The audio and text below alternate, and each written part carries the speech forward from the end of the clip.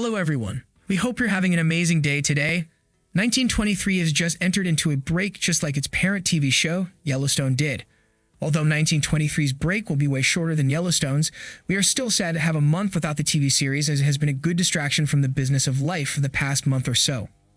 The series has brought a fresh breath of air to the Yellowstone universe, with its unique characters, interesting plot, and engaging action scenes.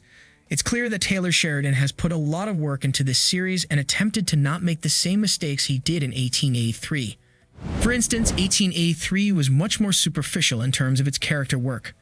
Even the background knowledge of the characters' past trauma was only mentioned slightly, causing them not to have a lasting impact on us in the end.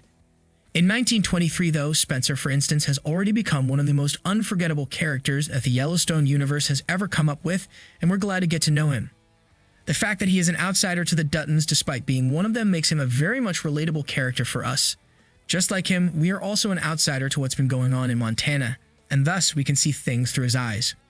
Also, the fact that he lives in Africa and is still struggling with his PTSD caused by the war makes him a much more complicated character than most of the other characters in the universe. Such complexity causes us to wonder about him. We are intrigued by every knowledge we have about Spencer, and we want to get to know him even more.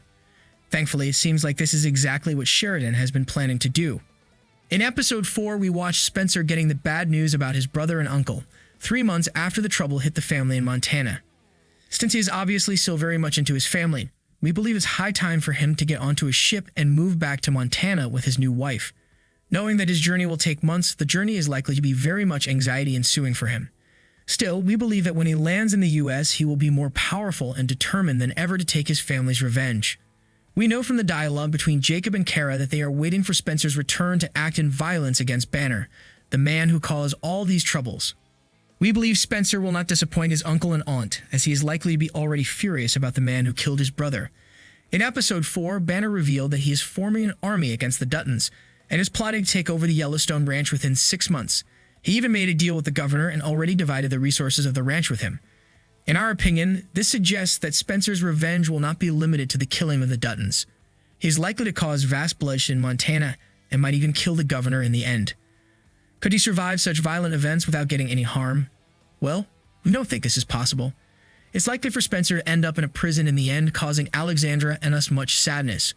Thanks to Elsa's voiceover in the very first episode, we know that only one Dutton will survive in the end as the sole owner of the ranch.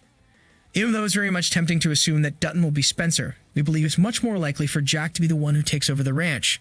We know that the Dutton's family tree continued from his line, so he is bound to have at least one child with Elizabeth.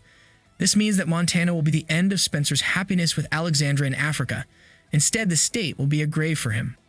What are your thoughts on Spencer's future in 1923? Do you think he will be able to kill Banner, or will he be killed by him? Let us know what you think in the comments below, and don't forget to like, subscribe, and share the video. Thank you for watching. See you soon.